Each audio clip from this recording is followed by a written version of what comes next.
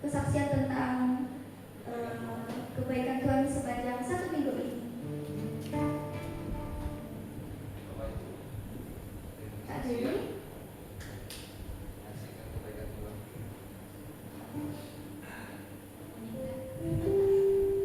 Atau mungkin dari saya dulu. Jadi sepanjang 1 minggu ini, pertamanya dari Senin sampai Jumat kemarin, saya sedang melaksanakan ujian tengah semester. Dan puji Tuhan, nilainya lumayan bagus. Cuma ada beberapa yang kurang bagus lah ya istilahnya. Tapi semuanya tetap disyukuri karena semuanya itu datang dari Tuhan yang memberi kita kecerdasan, kepintaran, kebijaksanaan, itu semuanya datang dari Tuhan. Dan kemarin pada saat saya ujian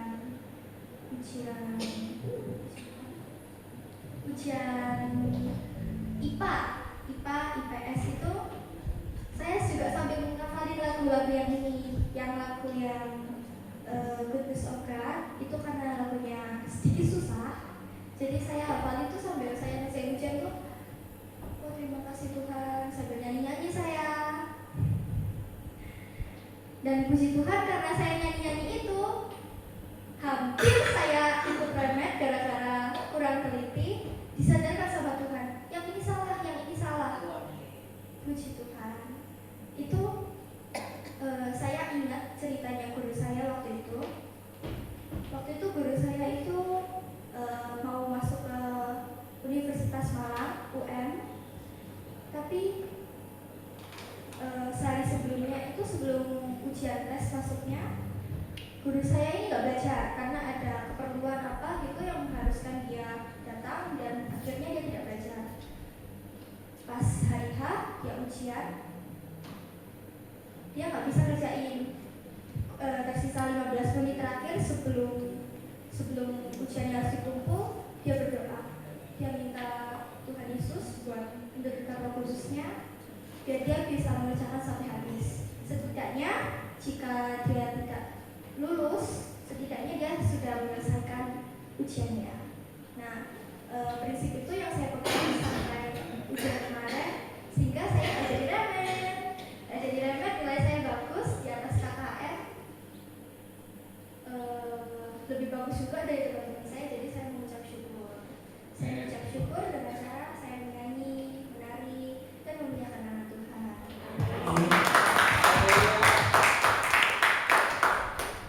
Ada yang mau kesaksian lagi?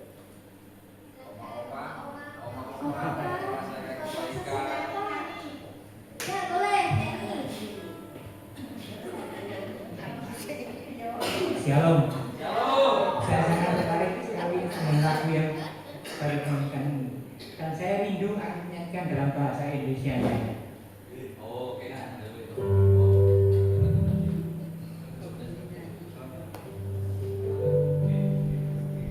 Ku cinta kau,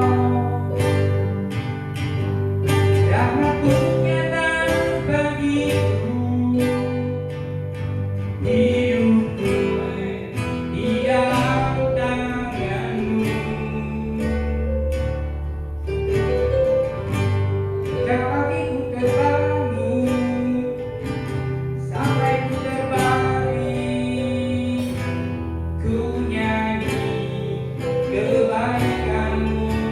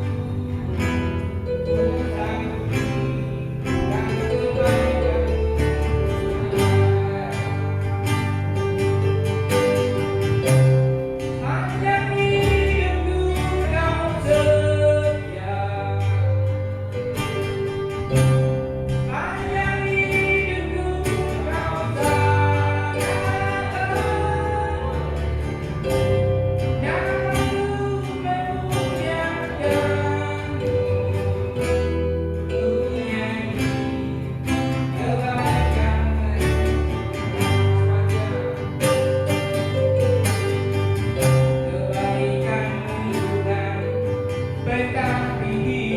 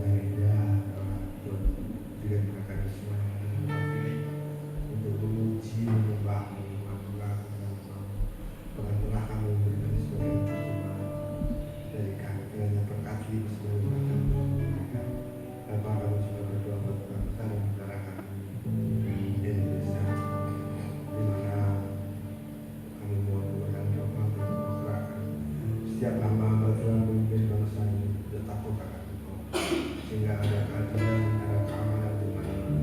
Dan kami juga berdoa khusus buat Kota Malang, kiranya Tuhan beri keamanan, dan sejahtera bagi Kota Malang, di mana kami bisa berada dan memberkati setiap pemimpin yang ada di Kota Malang, sehingga kami boleh merasakan dampak dan berkat dari mereka.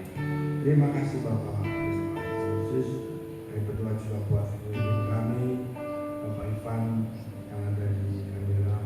Kiranya Tuhan juga memberkati pelayanannya, memberkati apa yang dilakukannya, Bapak.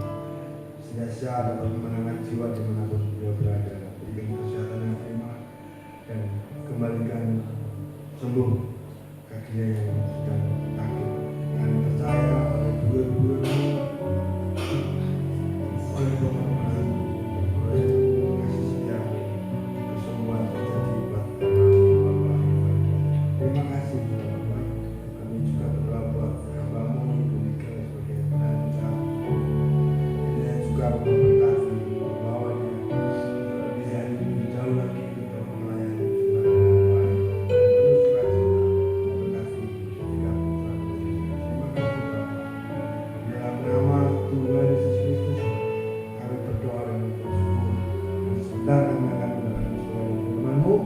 Kiranya berkat firman-Mu yang akan kami dengar bahkan sucikan, kuduskan setiap hati, roh dan jiwa kami, sehingga kami boleh layak mendengar firman ini, dan firman ini menjadi penuntun langkah kami di kemudian hari, sehingga dapat menyenangkan hati Bapak. Terima kasih Bapak, dan juga berkati hambamu yang akan membacakan firman Tuhan. Dalam nama Tuhan Yesus Kristus kami berdoa dan bersyukur. Haleluya. Amin.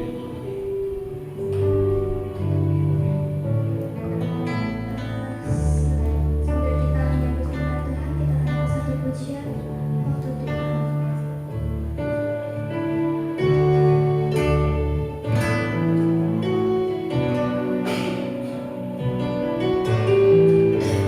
Terima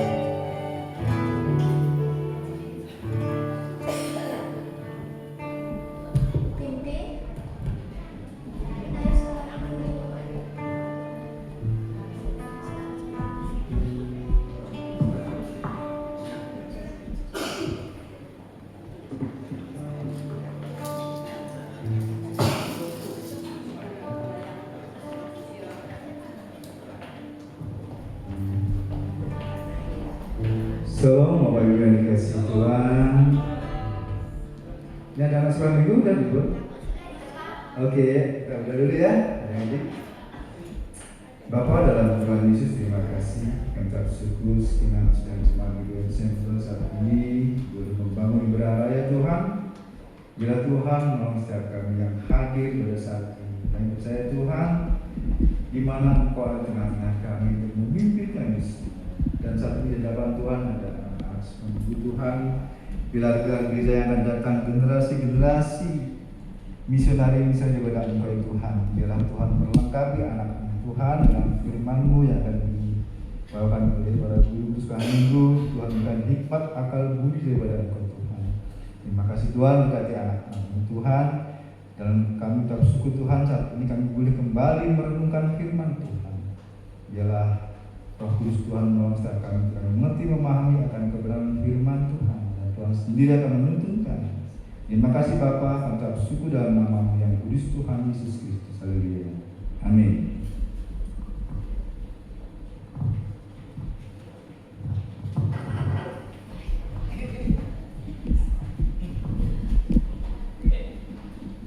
Iya, Bapak Ibu yang dikasihi Tuhan.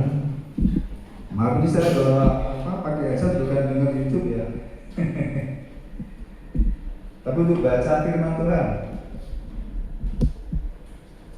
Ya, nggak apa-apa ya. Oke, baik.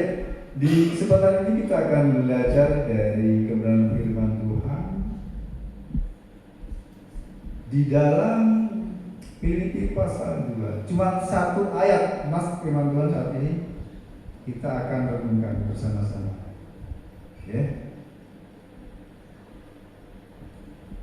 Di dalam Filipi 2 ayat 13 firman Tuhan katakan, karena Allah lah yang mengerjakan dalam diri, ya. Karena Allah lah yang mengerjakan di dalam diri. Iya, di dalam kamu. Baik kemauan maupun pekerjaan menurut kerelaannya. Nah, ayat ini ditulis oleh Rasul Paulus ya untuk jemaat di Filipi. Karena pada saat itu Rasul Paulus ada dalam penjara di Roma ya. Dia menuliskan surat untuk jemaat-jemaat di Filipi. Kenapa? Karena ada banyak hal yang terjadi pada jemaat di Filipi pada waktu itu. Maka di awal perikop itu ada nasihat. Ya. Persoalannya apa? Ya, kalau kita lihat ayat 12.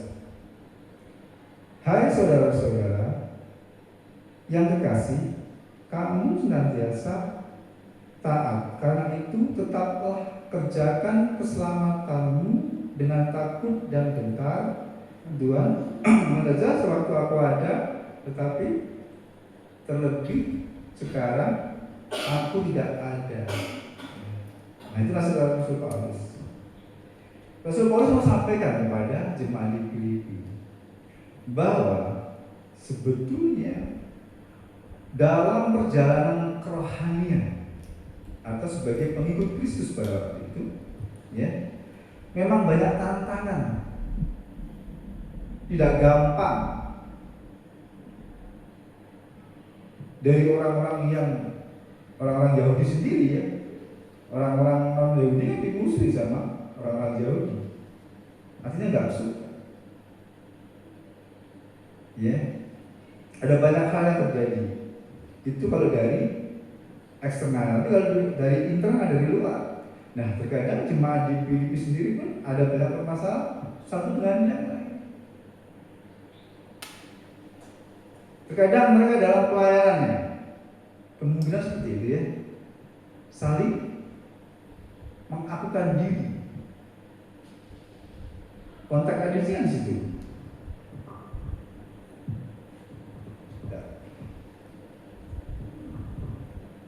Nah, coba kalau kita lihat data-datanya, masih Rasul Paulus jadi ayat keempat itu. Dan jangan tiap-tiap orang kepentingan dirinya sendiri ya, tetapi kepentingan orang lain juga. Nah, dari ayat ini kan kita tahu jemaat di situ pada waktu itu tidak peduli dengan yang lain, sepertinya ya, atau kurang memperhatikan dengan yang lain. Nah, begitu pun kehidupan kekristenan saat ini tidak menutup kemungkinan, ya kan? Betul nggak? Pernah nggak kita merasa sendiri dalam gereja? Iya, kita ngumpul di sini kan merasa sendiri, pernah nggak? Itu terjadi. Terkadang ada beberapa kelompok-kelompok yang ya kayak ada tiap-tiap gitu ya. Nah, makanya hal itu firman Tuhan menasihatkan pada setiap kita sebagai pengikut Kristus. Janganlah hal itu terjadi. Karena dalam mengerjakan keselamatan. Nah, arti keselamatan siapa yang tahu? Yang ngerti? Ada yang ngerti? Apa sih selamat itu? Ini penting, ya. Ini sangat penting. Keselamatan itu apa? Nah, tidak celaka. Selamat itu tidak celaka. Mungkin mau masuk surga nggak jadi kan ada yang ngomong gitu. Mau disenggol sepeda nggak jadi karena udah direm. Selamat jadinya. Ya. Keselamatan, ya, di dalam firman Tuhan itu ada di dalam Roma pasal 10 ini. Keselamatan di sana tulisan dalam bahasa aslinya Zuzu. Nah, dalam bahasa aslinya itu ada 4 makna. Pertama, diampuni dari kesalahan. 2, dihapuskan dosanya. Ya. 3, diawetkan atau diabadikan. Dan yang keempat, dikembalikan kepada bentuk semula. Jadi keselamatan ini kompleks, nggak cukup diselamatkan artinya kita percaya Tuhan Yesus, ya kan, dan selamat masuk surga. Tidak berhenti di situ. Ada hal yang harus dikerjakan. Apa? Tadi yang keempat, dikembalikan pada bentuk semula. Bagaimana saat Allah menciptakan manusia? Kejadian 1, Kejadian 2 ayat 6 dan 7. Kejadian 1, 2, 6, 27 ada. Serupa dan segambar dengan pribadi Allah. Karena jatuh dalam dosa, manusia rusak. Nah, Allah dengan kasih-Nya mengerjakan keselamatan itu dalam putra tunggalnya Yesus Kristus Tuhan kita. Berarti kan Tuhan yang mengerjakan keselamatan itu. Lalu apa nasihat firman Tuhan ini? Kerjakanlah keselamatan dengan takut dan gentar akan Tuhan. Di situ ada kata kerjakan, itu kan kata kerja, ada action dari kita. Nah, di sini sesungguhnya kehidupan orang Kristen atau orang percaya, pengikut Kristus yang hidup oleh karena Injil, ya, di mana Kristus dengan kasih-Nya datang ke dunia untuk menyelamatkan kita, mengampuni dosa kita, memulihkan hidup kita, membawa kita ke dalam kehidupan yang kekal, dan membentuk kita menjadi seperti gambaran semula. Nah, di sini kerjakanlah keselamatan. Artinya ada action, ada aksi. Bagaimana kita mengerjakan keselamatan?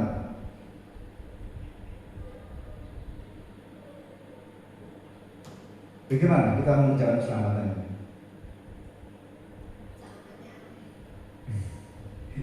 Halo? Masih bersama kita? Nah, bagaimana sih mengerjakan keselamatan itu? Apa kita perlu salib? Tidak, kita nggak perlu salib. Jangan. Mereka sudah cukup Tuhan Yesus sebagai korban untuk penghapusan dosa kita. Hal yang pertama ya, mengerjakan keselamatan. Tentu hidup takut akan Tuhan. Ya. Mengasihi Tuhan dengan segenap hati dan segenap jiwa. Karena Tuhan Yesus yang sudah menebus kita dari belenggu dosa ini, membawa ke dalam terangnya ajaib. Kita harus mengasihi yang mentaati apa kata firman. Iya. Barang siapa mengasihi aku, ia mengerjakan apa yang aku kerjakan. Dalam Yohanes 14 ayat 12 ya. Itu pekerjaan kita sebagai orang percaya, melakukan kehendak Tuhan. Apa sih kehendak Tuhan? Halo, apa kehendak Tuhan? Berbuat baik, hidup benar, apa lagi? Nah, yang paling utama adalah amanat agung. Jelas ya? Tuhan tegaskan segala kuasa di bumi dan di surga diberikan pada untuk itu aku perintahkan kepada itu kata perintah keras itu. Aku perintahkan kepada pergilah. Nah, disinilah kita menjadi duta Kristus, hidup di dalam kebenaran, hidup dalam keselamatan. Nah, inilah yang kita kerjakan, menjadi pelaku amanat agung, hidup di dalam Tuhan. Artinya apa pekerjaan Tuhan di dalam dunia pada waktu itu? Menyelamatkan orang Yahudi, orang Yunani dan seterusnya sampai sekarang. Itu yang harus kita kerjakan. Bagaimana?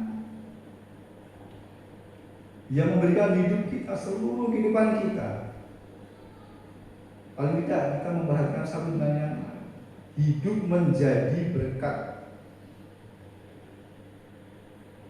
dalam perkataan, sikap dan perbuatan kita harus betul-betul kita jaga. Karena kalau hidup kita nggak menjadi berkat, ya bagaimana ya? Satu misal, kita sebagai orang Kristen, orang percaya, omongan kita itu pedes, orang dengar aja kesel ngomong gitu. Ya. Atau orang melihat kedatangan kita, ini lagi bosan, pasti bikin rasa gitu.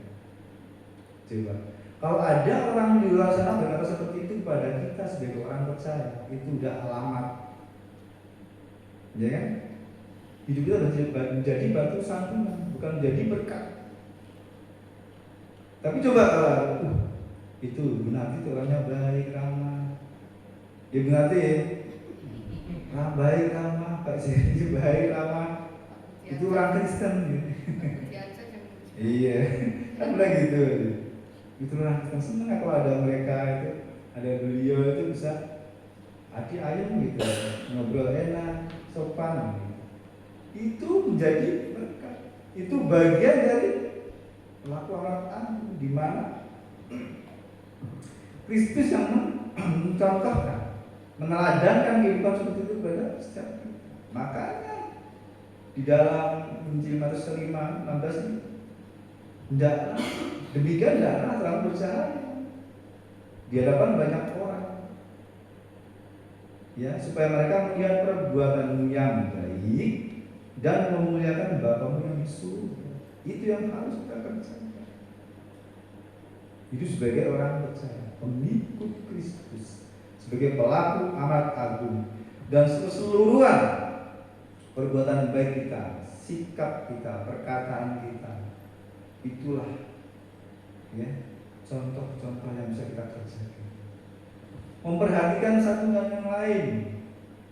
Tadi ya, di Filipi 2 tadi, tidak boleh kita merasa atau kita memiliki perasaan untuk diri sendiri, individualis, nggak boleh.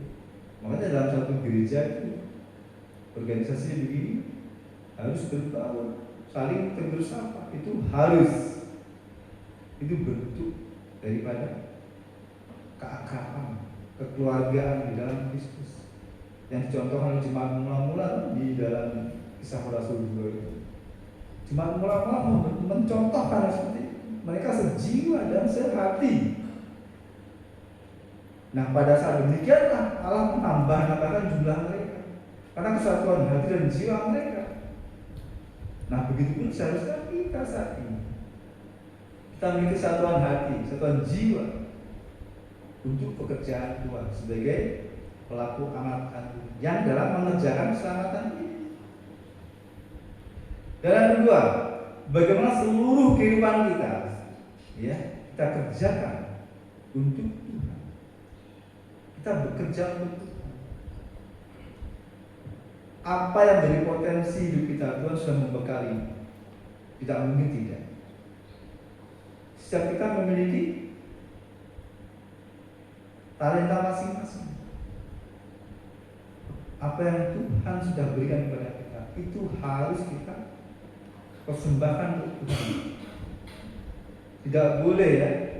Terkadang begini, ada juga di dalam kelompok itu, ya. Itu terkadang yang satu merasa bisa, akhirnya merendahkan yang lain. Kalau di luar sana banyak hal itu terjadi, persaingan pribadi antar kelompok. Sungguh amat disayangkan kalau hal itu terjadi dalam gereja, kehidupan orang Kristen. Ya. Balik kelompok ibu-ibu, kelompok bapak-bapak, kan ada sendiri-sendiri, ya, yang seperti itu. Nah, dalam hal ini, bagaimana kita memberikan seluruh kehidupan kita, mengerjakan pekerjaan Tuhan dari seluruh kehidupan kita, dari apa yang sudah Tuhan berikan, Tuhan talentakan kepada setiap kita. Kita mengembangkan itu untuk kemuliaan Tuhan. Tidak boleh merasa kita itu mampu, bukan. Kita bisa karena Tuhan yang memampukan kita. Bukan karena kecakapan kita, bukan. Bahkan kita bisa berbuat baik. Kita bisa punya kerendahan hati. Itu bukan usaha kita. Kalau kita berusaha dengan diri kita sendiri, dengan kekuatan kita sendiri, kita nggak bisa mampu. Semua itu datang daripada Allah. Kita tolong baca 1 Korintus 12 ayat 3. 1 Korintus 12 ayat 3.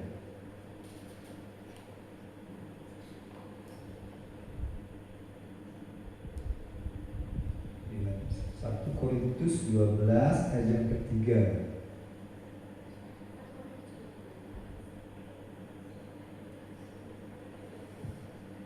Nah, firman Tuhan di sini menyatakan 1 Korintus 12 ayat 3. Karena itu aku mau meyakinkan kamu bahwa tidak seorang pun yang berkata-kata oleh Roh Allah dapat berkata terkutuklah Yesus, dan tidak seorang pun yang dapat mengaku Yesus adalah Tuhan selain Roh Kudus. amin. Nah, selanjutnya coba ayat timpangan. Yang keempat.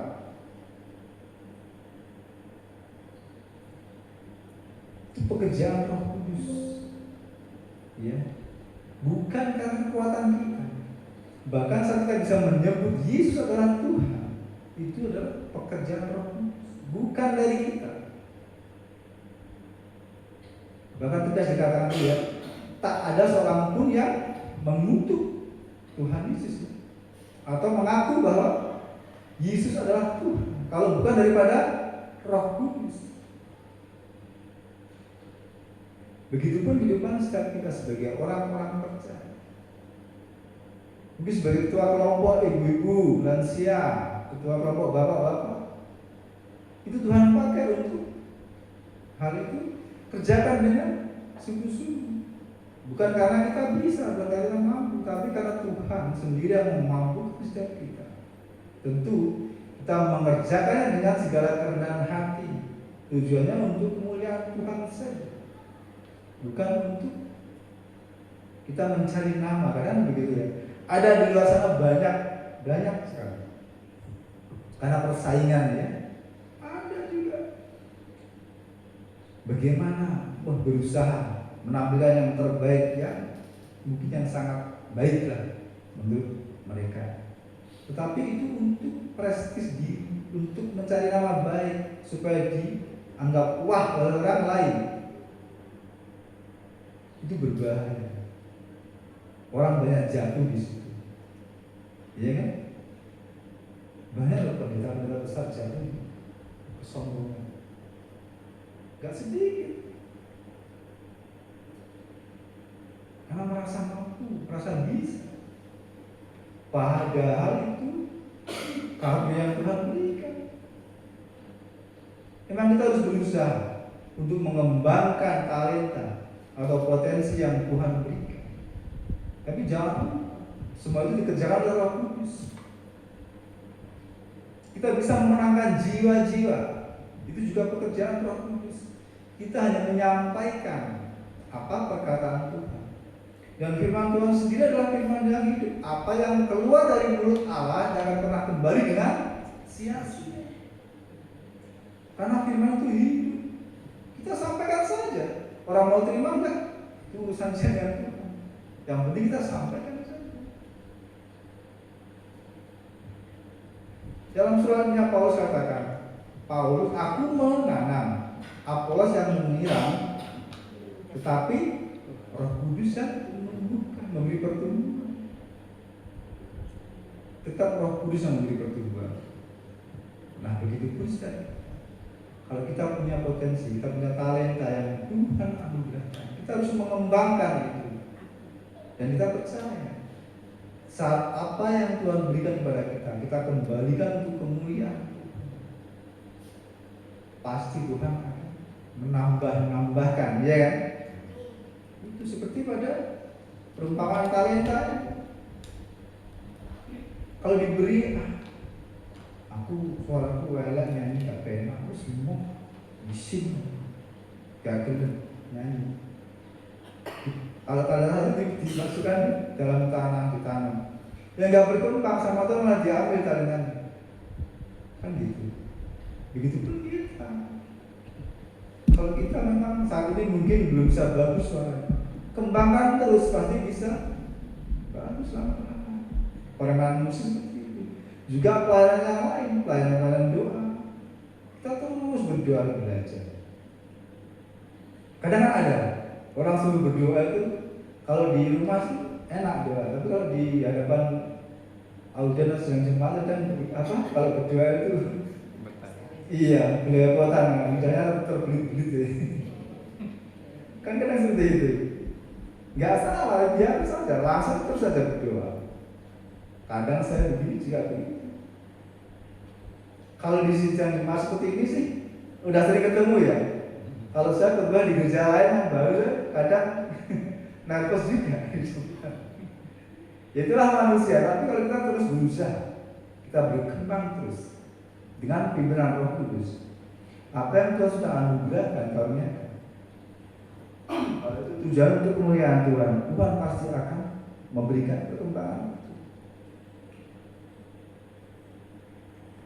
Saya dulu ya, sebelum menjadi tunanetra, itu saya itu yang mungkin sudah pernah ada yang dengar cerita saya ya, sedikit cerita aja. Saya itu dulu ya masih awas, disuruh sekolah Alkitab sama pendeta, saya itu nggak mau. Sama pendeta saya bilang, kita tak bayarin, nggak usah. Nanti gereja ya membiayai perkuliahan. Tapi saya nggak mau. Untuk apa kuliah bagi pendeta? Nggak ada gaji, nggak ada yang bayarin. Nggak ada. Padahal waktu itu saya kerja, ya nggak mau. Nggak mau dari pendeta nggak bisa bayarin ya. Mau makan apa? Enggak. Sampai akhirnya ya dibawa seperti ini sama Tuhan. Sampai pada sudah tunanetra harus kuliah, baru harus kuliah mau. Masa kita yang diberi talenta, potensi harus sampai dipaksa seperti itu dulu?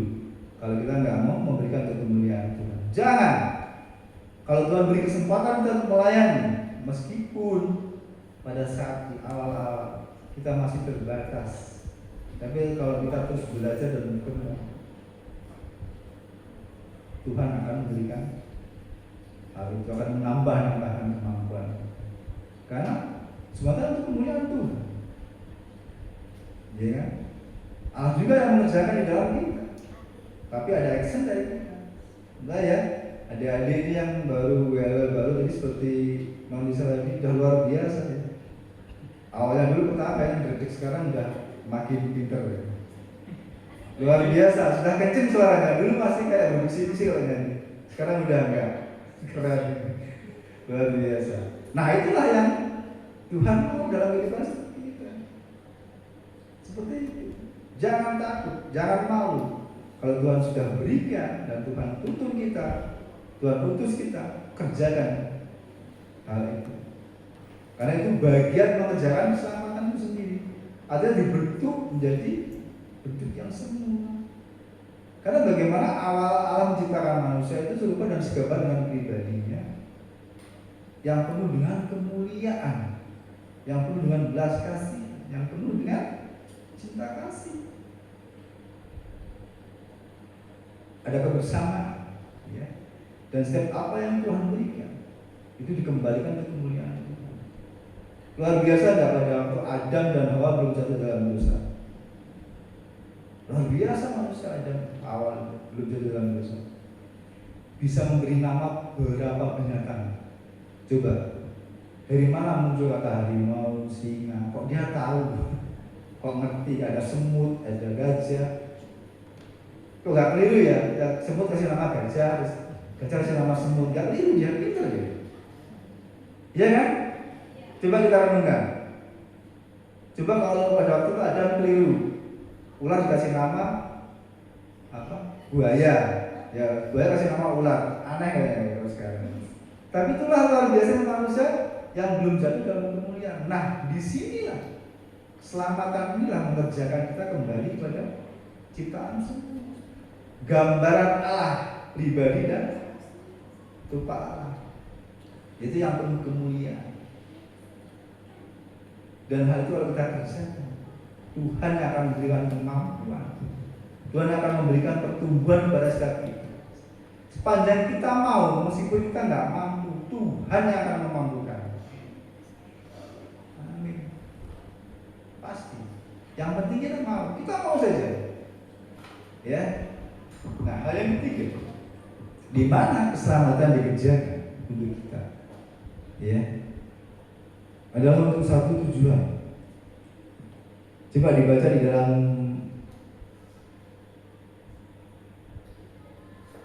ayat 16. Tetapi sekalipun darahku tercurahkan pada korban dan pada imanmu, aku bersuka cita dan aku bersuka dengan kamu sekalian. 18. Dan kamu juga harus bersuka cita demikian dan bersuka citalah dengan aku. Rasul Paulus. Kata darah tercurah artinya ada penderitaan. Jadi orang Kristen menderita enggak? Kalau jadi orang Kristen nggak pernah menderita, perlu dipertanyakan kekristenannya ya. Pada umumnya semua umat manusia itu hidup dalam masalah. Iya, hidup dalam masalah. Apalagi kita yang mengambil keputusan untuk beriman kepada Kristus. Dimusuhi banyak orang, pasti, sudah pasti. Sejak awal gereja mula-mula berdiri sudah begitu basicnya. Kalau kita melihat sejarah ya, bapak-bapak gereja itu kasihan mereka. Tapi mereka masih dalam kemuliaan. Sekarang berada di surga. Nanti kalau kita ketemu di sana kita tanya bagaimana itu ceritanya. Barnabas bisa adu sama singa sampai mati ya. Thomas digoreng di dia kayak kacang yang digoreng. Nanti kita tanyakan di sana ya kalau ketemu. Itulah penderitaan orang-orang percaya pada waktu itu. Tapi kalau sekarang ya nggak lagi seperti itu. Memang kita nggak adu, nggak digoreng nggak, karena nggak ada dahulu. Tapi banyak hal tantangan yang lebih kayaknya diem, tapi itu berbahaya. Kalau kita melihat bagaimana sekarang Kristen itu sangat banyak dimusuhi, ya.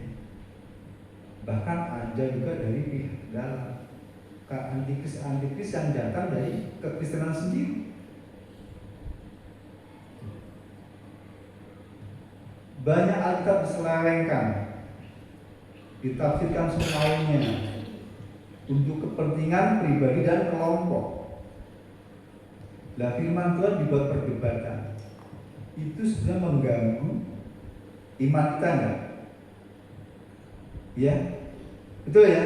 Apalagi yang udah sepuh-sepuh kadang begitu kan. Apalagi yang imannya masih muda, yang iman-imannya masih baru. Anak muda ini, ki melu sing ndi? Jadi kayak bener iki bener. Iya enggak? Sing salah ndi? Salah kabeh. Wong kita udah perdebatkan, enggak ada yang benar itu. Enggak ada yang benar. Firman Tuhan enggak usah dibela. Karena firman Tuhan itu hidup, dia bisa membela dirinya sendiri. Kita enggak perlu membela firman Tuhan. Wong dia Allah yang hidup. Betul ya? Coba renungkan. Kita mau membela firman Tuhan. Ya salah, kalau kita manusia membela Tuhan. Tuhan yang membela kita. Makanya bukan kamu yang mencari aku, tapi aku yang mencari kamu, kata firman Tuhan. Yang 19-16 memilih itu. Tapi kita jangan takut. Selama kita masih terus bersama dengan firman Tuhan, artinya kita belajar, kita baca, dengar firman Tuhan dengan sungguh-sungguh, renungkan. Karena kebenaran itu akan tersingkap sendiri. Karena Roh Kudus juga yang berkarya di dalam firman itu untuk memeteraikan dalam kehidupan setiap kita. Orang-orang yang selalu rindu untuk terus merenungkan, belajar firman itu. Jangan mau disesatkan. Penyesatan sekarang lebih ganas lagi, lebih berbahaya lagi penyesatan zaman sekarang. Dan itu kayaknya lebih mengerikan daripada orang sebelum menyembah patung kan udah mati, menyembah patung kan nggak boleh sesat. Sekarang kan nggak begitu, bukan patung tapi teknologi kecanggihan bisa menyesatkan manusia kalau kita nggak kembali pada pimpinan firman. Nah, berbahagialah kita yang terus menerus dari hari ke hari mengerjakan keselamatan itu dengan takut dan iman. Karena apa? Kita percaya Tuhanlah yang mengerjakannya itu dalam kehidupan kita, Bapak, Ibu, Saudara, dan saya.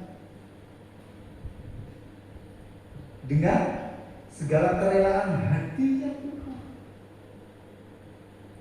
Artinya Tuhan dengan sepenuhnya mengerjakan hal itu.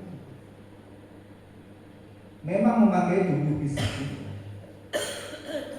tapi kekuatan, hikmat yang daripada Tuhan yang memampukan kita, yang bisa kita mengerjakan hal itu.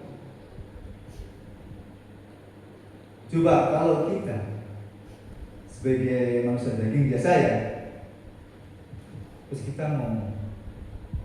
kita ditampar pipi kiri, kita balas enggak? Jotos misalnya, tendang kalau dulu. Iya, kita diumpat 2 kali, kita balas 4 kali, 5 kali. Kalau ada gitu, adu mulut akhirnya perang. Iya, itulah manusia. Pada umumnya seperti itu. Tapi apa kata firman Tuhan?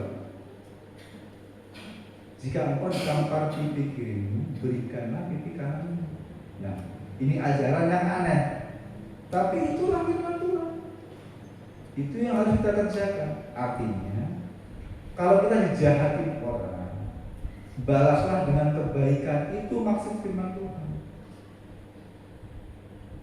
Nah, kalau kita memang mengerjakan hal itu dengan kemampuan tubuh kita, pengertian kita, logika kita, bisa enggak? Enggak bisa, darahnya naik. Lo guru aku kan. Nah, ya gitu. Macam-macam orang. Belum ngerti kan. Itu kalau manusia daging. Iya. Tapi kalau firman Tuhan enggak gitu. Itulah kenyataannya. Nah, yang mengerjakan di dalam kita akan hal itu adalah Roh Kudus sendiri. Allah sendiri yang memampukan kita mengerjakan hal itu. Memang ajaran Tuhan Yesus sangat luar biasa. Makanya sampai kita keselamatan di dalam Kristus itu. Berita salib itu dianggap kebodohan bagi orang-orang yang mau binasa, karena kan mereka nggak ngerti. Soalnya kan aneh, iya kan? Berdoalah bagi musuh. Loh, aku dimusuh kok doanya enak lewat gemplang. Kan gitu kalau orang dunia. Kalau kita dimusuhi didoakan, ya Tuhan ampuni dia, mungkin dia nggak tahu apa yang berbuat, ampuni kesalahannya, lembutkan hatinya. Kita kan suruh berdoa begitu. Meskipun ada dikit-dikit, gitu ya. Gregetan ini. Terkadang itulah manusia, tapi teruslah kita belajar mengerjakan keselamatan dengan aku dan kita Tuhan, karena Tuhan juga yang akan memampukan kita. Di nama Tuhan kita akan berdoa untuk Bapak, terima kasih kami jauh syukur dan Tuhan untuk kesempatan yang Tuhan berikan di mana kami boleh mendengarkan firman, untuk kami belajar mengerjakan firman Tuhan. Dan biarlah Tuhan sendiri, Roh Allah sendiri yang memampukan kami untuk melakukan apa yang terjadi, supaya kehidupan setiap kami terus berkenan di hadapan Tuhan dan mengerjakan keselamatan itu dengan takut dan ketaatan Tuhan. Karena kami percaya Tuhan sendiri yang akan memampukan kami untuk terus berjalan dalam kebenaran itu. Terima kasih Bapa, kami ucap syukur dalam nama yang kudus Tuhan Yesus Kristus. Haleluya. Amin. Waktu saya kembali. Ada pengumuman?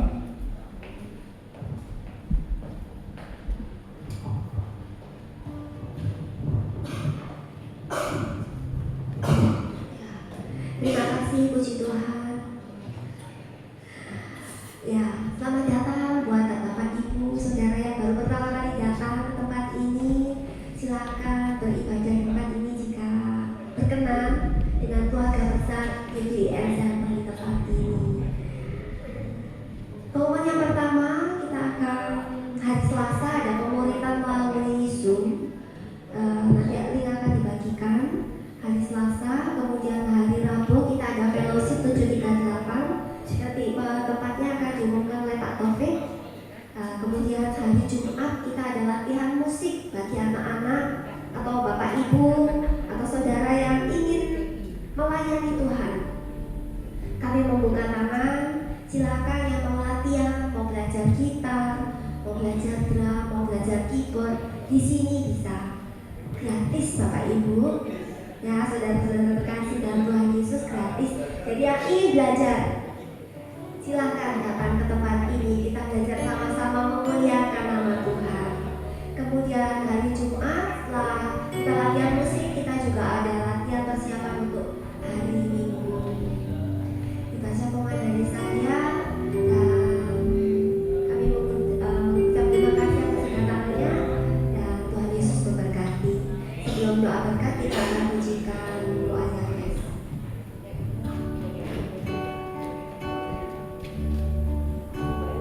Bapak Ibu silakan berdiri.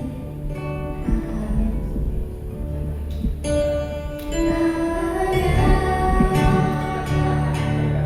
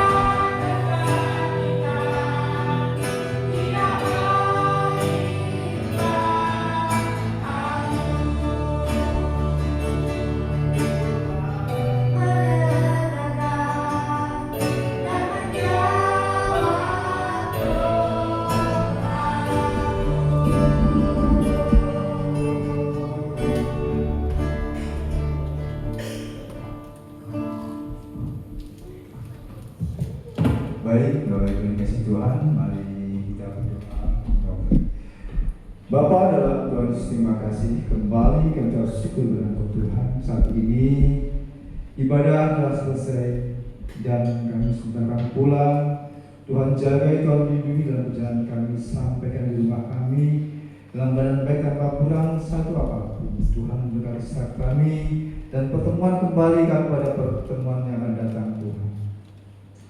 Bapak Ibu yang dikasih Tuhan, damai sejahtera dan sukacita daripada Allah Bapa dalam cinta kasih Putra Tunggalnya Yesus Kristus Tuhan kita dan persekutuan Roh yang Kudus menyertai kita dan penghiburan kekuatan pada setiap kita.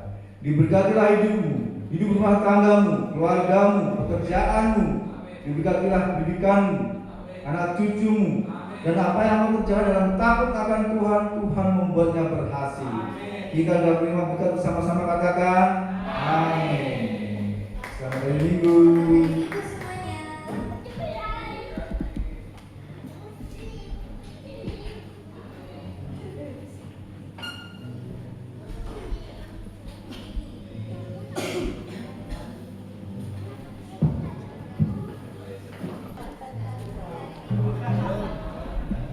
Belum pulang.